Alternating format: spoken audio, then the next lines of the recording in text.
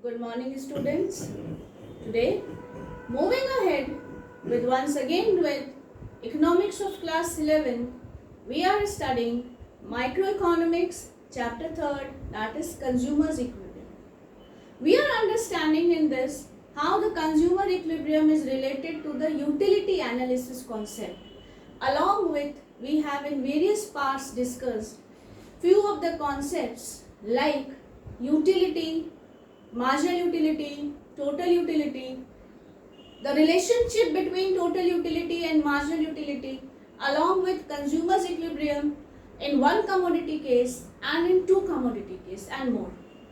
Students, with the concept wise, we have discussed a lot of things, but one more important thing moving ahead before your consumers equilibrium in relation with the indifference curves, it becomes necessary to understand few of the numerical part also that is often asked in your exams. So today we will discuss few numerical questions in this part. So students, very first question is, it says that let marginal utility of X commodity is 20, price of that commodity is given, marginal utility of Y is given and price of Y is also given. Understood? It says, is the consumer is in a state of equilibrium if marginal utility in terms of money, that is MUM, is 5. We have understood the concept of equilibrium formed in two commodity case, how it is there. And we get to understand that in two commodities case, it says that condition applies is that at marginal utility of X divided by the price of that commodity should be equal to the marginal utility of Y commodity divided by the price of that commodity, and both the things should be equal to the MUM, that is marginal utility in terms of money units. So student, considering this concept only, we'll understand this thing. It says let MUX equals to 20, PX equals to 4, MUY equals to 25 and PY equals to 5. So see how it is done. MUX upon PX equals to MUY upon PY equals to MUM. This is the condition, appropriate condition for this. Placing the values onto this, we get MUX is 20, PX is 4, should be equal to MUY is 25 divided by 5 equals to MUM, that is 5. It says that on calculating this side, this should be equal to this. That means LHS should be equal to RHS in the mathematical terms. So when we calculate it, 4, 5 equals to 20 and 5 equals to 25. So that means 5 equals to 5 equals to 5. Hence, we can easily say that yes, the consumer is in the state of equilibrium. Yes, 5 equals to 5 equals to 5. Hence, proved. Moving ahead, I suppose this is clear. Moving ahead with next question, it says let MUX equals to 25. Considering the same two commodity case only. MUX equals to 25. PX of that commodity is 5. That means price of that commodity. Marginal utility of Y is 30. And price of the Y is being given 5.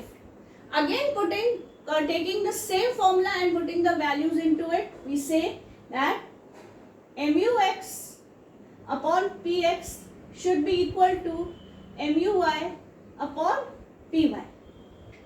Here it should be equal to MUM, but MUM is not given. But when this statements justify this, when this formula justifies equality, we say that the consumer is in the state of equilibrium. So we see that 25 divided by 5 equals to 30 upon 5, placing the values. It says 5, 25 and 5, 6 equals to 30. So we see that while calculating this we get mux upon px is 5 while muy upon py is 6. So what did we see? We see that mux upon px is less than muy upon py. That is mux upon px, that is marginal utility of x divided by price of the commodity x is less than muy upon py. So this clearly states that in this condition a consumer is not in a state of equilibrium. He is not in a state of equilibrium. If in these questions like these questions are being asked, then you have to straight away put the units into the formulas and get into the result that whether are both the sides equal, and if not, then it is not in a state of equilibrium. A very simple and straight formulas are there. Now, moving ahead with another question. It says complete the following table. For commodity X, units are being given 1, 2, 3, 4, 5, right? And TU are given and MU are given. Students, I would like to make you recall one thing, that we have discussed utility and total utility. We have discussed marginal utility also. And we get to understand that total utility is the summation of marginal utility. That is why when every additional unit is when we consume, then the total utility tends to increase. And when every additional unit we consume, the marginal unit tends to decrease, because with the every additional unit we are consuming, our satisfaction level also gets decreased. So taking into this concept and considering the formula, we will calculate this. So TU equals to summation of MU, and MU is what? TU n minus 1. That means a less second unit to the first unit. Now we will calculate it and see how it goes.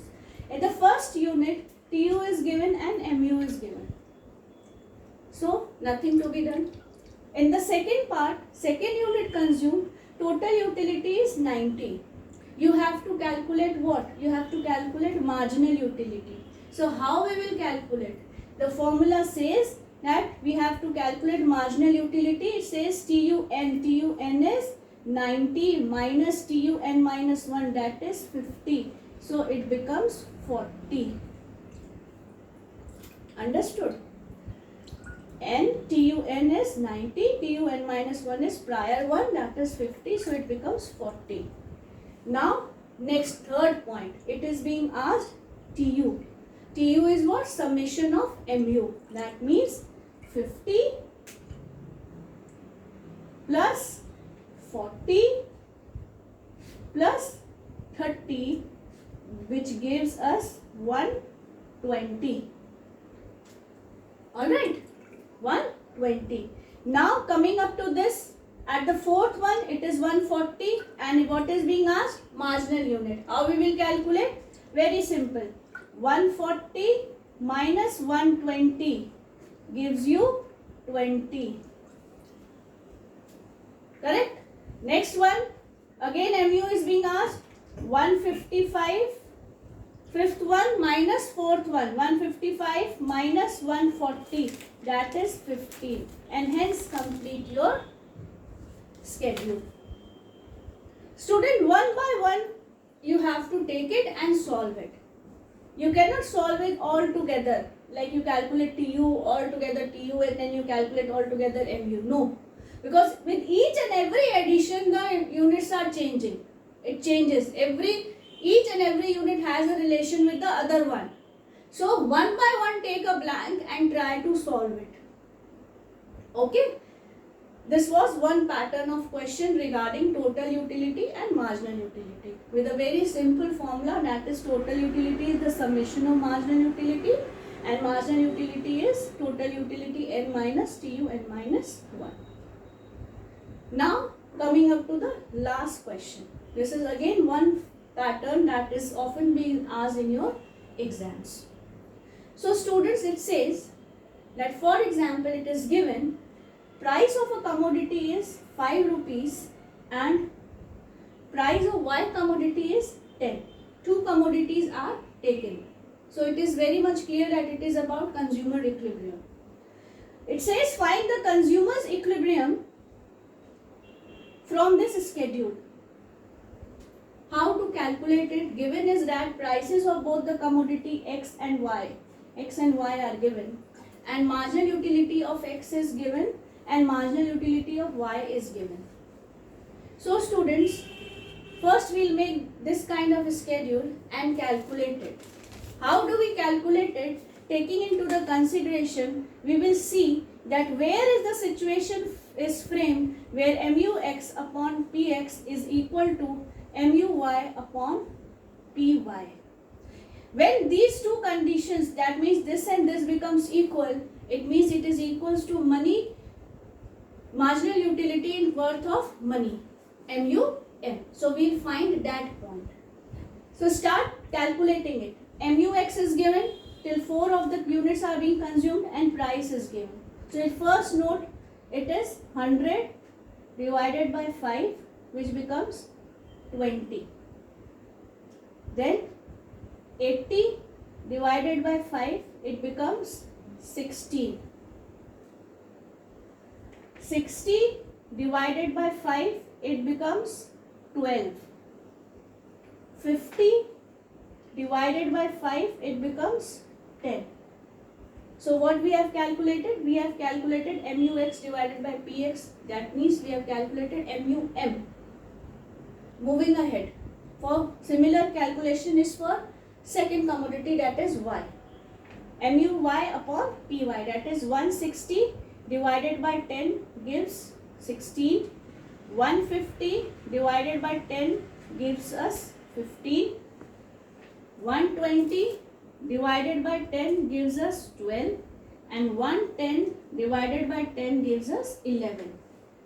So students, can you see where is the point where the marginal utility of X upon Px becomes equal to MUY upon Py, and we can easily see it is point this at the third unit where the MUM becomes 12, the consumer is in the state of equilibrium. So here we find this solution. So where will be consumer at the equilibrium? It will be at the third point, third unit.